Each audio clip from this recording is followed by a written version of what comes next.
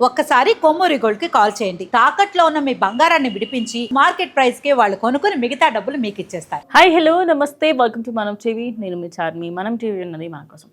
Morning నుంచి కోమలి గురించి మనం వందల కొద్ది వీడియోస్ చూస్తున్నాం. అయితే ప్రజెంట్ మీకు ఇంకొక వీడియో చూపిస్తాను. దానికి సంబంధించి ఫ్లాట్లో రాత్రంతా అఖిల్తో కోమలి. అయితే ఇది కంప్లీట్గా వైరల్గా మారుతుంది. దానికి గల కారణం ఏంటో కూడా చెప్తా. అయితే ఈ మహానుభావుడే, హీఈస్ ద వన్.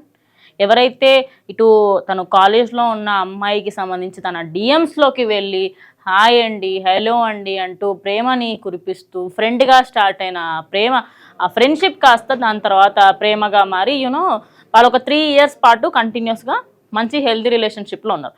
కానీ ఈ టైటిల్ గల కారణం ఏంటనేది నేను ఇప్పుడు వీడియోలో చూపిస్తాను మీకు. సో ఇదన్నమాట వీడియో, చూసుకోవచ్చు. నేను మీకు కాపీ చూపిస్తాను. కొంచెం ఏమైంది ఏంటన్నది మీకు కూడా క్లియర్గా అర్థమవుతుంది. సో అది Komali, this is Komali. And ఈయన అఖిల్ రెడ్డి తన ఇంట్లో నుంచి బయటకు వెళ్తున్నాడు. సో ఈ వీడియో ఇప్పుడు కంప్లీట్లీ సోషల్ మీడియాలో ఫుల్ వైరల్గా మారుతుంది. కారణం కూడా చూడండి. సో ఆయనతో మాట్లాడుతుంది, బాయ్ చెప్తుంది. ఓవరాల్గా ఈ వీడియో వైరల్ అవడానికి గల మెయిన్ రీజన్ ఏంటి అంటే చాలామంది ఇది ఇప్పుడిప్పుడే బయటకు వచ్చిన వీడియో అన్నట్టుగా కూడా మాట్లాడుతూ ఉన్నారు. సో వీళ్ళిద్దరి ప్రేమ ఏదైతే ఉందో 3 సంవత్సరాల నుంచి వాళ్ళిద్దరు మంచిగా హ్యాపీగా ఉన్నారు. కానీ ఎప్పుడూ కూడా గొడవలేదు. అంటే ప్రేమ వివాహాలకు సంబంధించి కానీ ప్రేమికులకు సంబంధించి కానీ ఓవరాల్గా తిన చావు అందరి ఇన్ఫ్లుయెన్స్కి ఒక గుణపాఠం అనే చెప్పాలి. ఎందుకంటే తనకి సంబంధించి ఈ వీడియో వైరల్ అవుతున్నప్పటి నుంచి తనతో పాటు లివిన్లో ఉందనే కథనాలు, అదేవిధంగా వాళ్ళ బాబాయ్ వాళ్ళ మామయ్య ఎవరైతే ఉన్నారో వాళ్ళ ఇంట్లో లేని సమయంలో ఆయన చాలాసార్లు వచ్చాడు అనే కథనాలు చాలా ఎక్కువగా వినిపిస్తున్నాయి. అయితే ఆ కథనాలకి సంబంధించి ప్రజెంట్ మాట్లాడుకుందాం. ఇప్పుడు ఇన్ఫ్లుయెన్సర్లు అందరూ ఎట్లా తయారవుతున్నారంటే డే బై డే నిజం చెప్తున్నా, నేను ఈ యూట్యూబ్ ఇన్ఫ్లుయెన్సర్లు కానీ లేకపోతే ఇన్స్టాగ్రామ్ ఇన్ఫ్లుయెన్సర్ వాట్ ఎవర్, మీరు యూట్యూబర్స్ అనుకోండి లేకపోతే వాళ్ళ ఏదన్నా అనుకోండి, కానీ వాళ్ళు చేసే ఏదైతే చండాలం ఉంటుందో రోజు రోజుకి దిగజారిపోతున్నారు. అంటే కంటెంట్ పేరు మీద అడ్డగోలు కంటెంట్. అదే కాకుండా ఒక్కసారి ఆ అబ్బాయి పిక్చర్ చూడండి. ఆయన మొహం చూస్తే కనీసం అంటే ఆమె ఏజ్ 21, 22 ఉంటుంది మహా అంటే. ఈ మహానుభావుడు ఏజ్ అప్రాక్సిమేట్లీ 26 ఎబోనే ఉంటుంది ఖచ్చితంగా. సో ఇది ఇందాక చూపించిన వీడియోకి సంబంధించి ప్రజెంట్ అయితే ఈ కథనం అనేది బయటకు వస్తుంది. సో ఒక్కసారి నా మొహం చూడండి. చూడ్డానికి కనీసం అమాయకుల్లాగా లేడు. ఇటువైపు ఈ అమ్మాయిని చూడండి. ఎదురుకట్నం ఇచ్చి మరి పెళ్లి చేసుకునేంత అద్భుతంగా ఉంది అమ్మాయి. చదువులో ఫస్ట్, అదేవిధంగా తనకి సంబంధించి ఇన్స్టాగ్రామ్ అదేవిధంగా యూట్యూబ్లో కూడా మంచిగా వీడియోస్ చేసుకుంటూ ప్రమోషన్స్ చేసుకుంటూ, అదంటే ప్రమోషన్స్ అంటే బెట్టింగ్ యాప్లు కాదు, మంచి ప్రమోషన్స్ చేసుకుంటూ ముందుకు వెళ్ళింది. అదే కాకుండా మంచి భక్తి పరులు. అలాంటి అమ్మాయిని ట్రాప్ చేశాడు అంటే ఇప్పుడు వస్తున్న కథనాలన్నీ క్లియర్గా ఏర్పడుతున్నాయి. దానికి గల కారణం ఏంటో తెలుసా?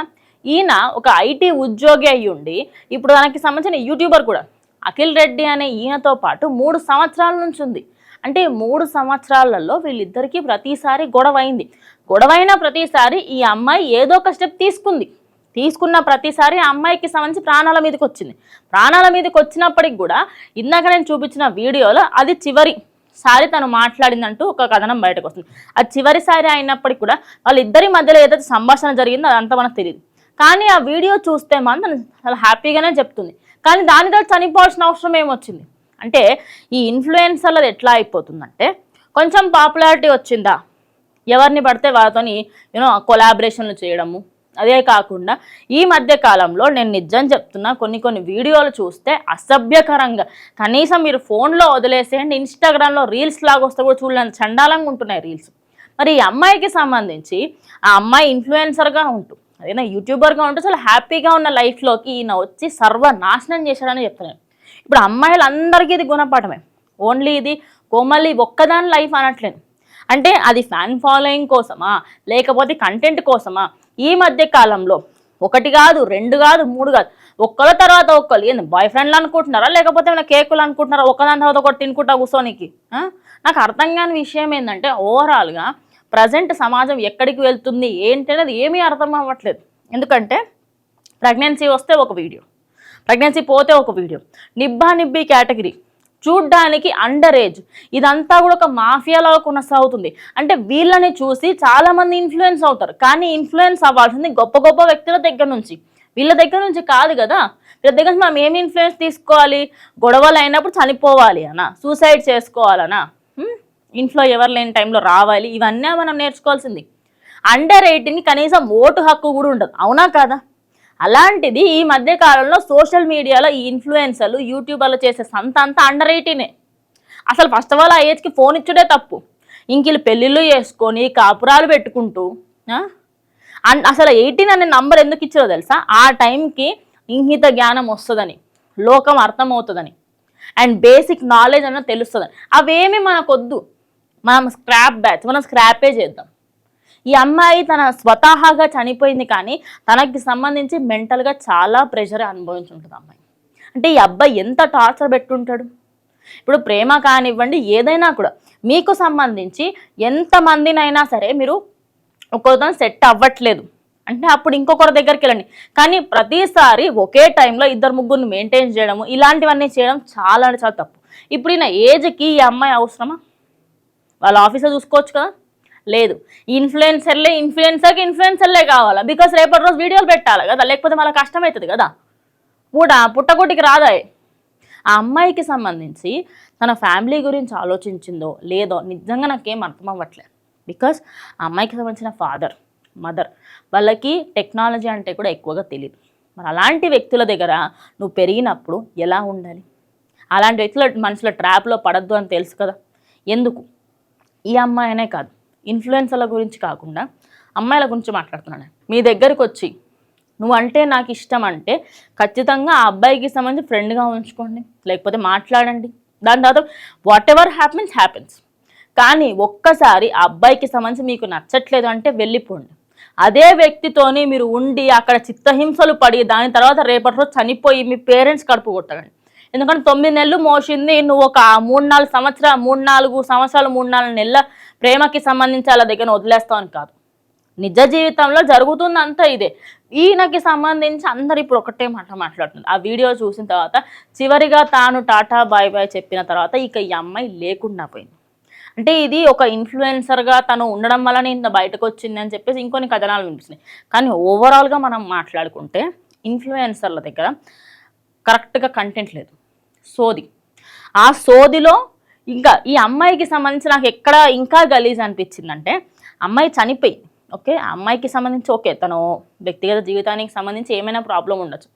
తినకి సపోర్ట్ చేయడానికి అక్క నువ్వు లేవు అన్న విషయానికి సంబంధించి కొంతమంది స్క్రాప్ బ్యాచ్ పెట్టడము, అదంతా కూడా చూస్తుంటే అంటే ఎందుకు? మీకు ఏజ్ కరెక్ట్ కాదు, మీకు అసలు లోకజ్ఞానం లేదు, ప్రేమ వివాహాలకు సంబంధించో లేకపోతే మీకు అఫేర్లు ఉన్నాయా ఏమున్నాయా అనేది పక్కకు పెడితే చనిపోవాల్సినంత అవసరం ఏమొచ్చింది? సరే ప్రేమ గొప్పది నేను ఒప్పుకుంటా, కానీ మీ ప్రాణం కంటే గొప్పదా? కాదు కదా. మరి ఎందుకు? ఒక అమ్మాయి తన ప్రాణం తీసుకుంది, ఇలాంటి అసలు ఇంక ఎవ్వరికీ జరగకూడదు. సో ఇన్స్టాగ్రామ్లో ఇన్ఫ్లుయెన్సర్లుగా ఉంటున్నామైతే మీరేం తోపు కాదు, మీరేం తురుముకాన్లు కాదు, మీరేం పొడిచేయలే దేశానికి. జస్ట్ మీరు చేయాల్సినంత మంచి చేస్తే ముందుకెళ్తారు. లేదు అంటే మీకు సంబంధించి రేపటి రోజు ప్రమోషన్లు అడ్డగోలు పని నుంచి జైలు కూడా వెళ్తారు. సో ఇవన్నీ కూడా గమనించుకోవాలి. మరి అమ్మాయికి సంబంధించిన వీడియో ఒకటి వైరల్ అవడంతో ప్రజెంట్ ఈ అమ్మాయి లాస్ట్ ఆ అబ్బాయిని కలిసింది. మరి వాళ్ళ మామ వాళ్ళ ఇంట్లో ఉంటుంది కదా, వీళ్ళిద్దరూ ఒకే రోజు ఆ రాత్రంతా అక్కడే ఉన్నారా, మరి ఏం మాట్లాడుకున్నారు ఏంటి అనే విషయాలన్నీ కూడా కంప్లీట్గా బయటకు వస్తున్నాయి. సో ఓవరాల్గా ఆ వీడియో కూడా చూసారు, మీరు ఏమనుకుంటున్నారు? అంటే ఆ అమ్మాయికి అదేవిధంగా ఈ అబ్బాయికి గొడవలు అవుతున్నాయి, ఇంకా చాలానే జరిగాయి. కానీ ఈ అమ్మాయి మాత్రం లాస్ట్ 6 months బ్యాక్ సూసైడ్ చేసుకుంది. కానీ అప్పటికి ప్రాణాపాయ స్థితి నుంచి బయటపడింది. కానీ ఇంకా దాని తర్వాత కూడా ఈయన హింసలు తట్టుకోలేకనే ఈసారి మాత్రం ఖచ్చితంగా నువ్వు పెళ్లి చేసుకోవు, నేను పెళ్లి చేసుకుని మొహం మీద చెప్పిండు అనే వార్త కూడా వినిపిస్తుంది. ఇక అలా చెప్పడంతోనే ఇక అమ్మాయి నా వల్ల కాదు, ఈయన లేకపోతే నేను బ్రతకలేను అనుకుంది, ప్రాణాలు వదిలేస్తుంది. మరి వాళ్ళ తండ్రికి అదే తల్లికి ఎవరు సమాధానం చెప్పాలా? ఈయన చెప్తాడా? కనీసం ఈయన ఆచూకీ కూడా దొరకట్లేదు, ఇంకా పరారీలో ఉన్న వ్యక్తి. సో ఓవరాల్గా చూసుకుంటే ఇన్ఫ్లుయెన్సర్లుగా ఉన్న వాళ్ళు ఎవరైనా సరే మీ కంటెంట్ పరంగా కానివ్వండి, లేకపోతే మీ వ్యక్తిగత జీవితాల పరంగా కానివ్వండి, ఖచ్చితంగా మీకు ఇది ఒక గుణపాఠమే. గుడ్డిగా నమ్మి గుడ్డిగా ఇన్స్టాగ్రాములలో ఫేస్బుక్లలో మనుషులను నమ్మడం కరెక్ట్ కాదు. అందరూ అనుకున్నట్టుగా పర్ఫెక్ట్గా ఉండరు, కొందరే బాగుంటారు. ఆ కొందరు మనం దొరకాలన్న గ్యారంటీ లేదు. సో ఈ ఇన్సిడెంట్ తర్వాత ఇన్ఫ్లుయెన్సర్స్ కొంత గొప్ప మారి కొంచెం పద్ధతిగా మాట్లాడతారనేది అనుకుంటున్నాను. So let's hope for the best. కానీ తన ఆత్మశాంతి కోరాలనేది మనస్ఫూర్తిగా కోరుకున్నాను. సో ఓవరాల్గా తనకి సంబంధించి ఈ వీడియోస్ ఏదైతే వైరల్ అవుతుందో మీరు ఏమనుకుంటే కమెంట్ చేయండి.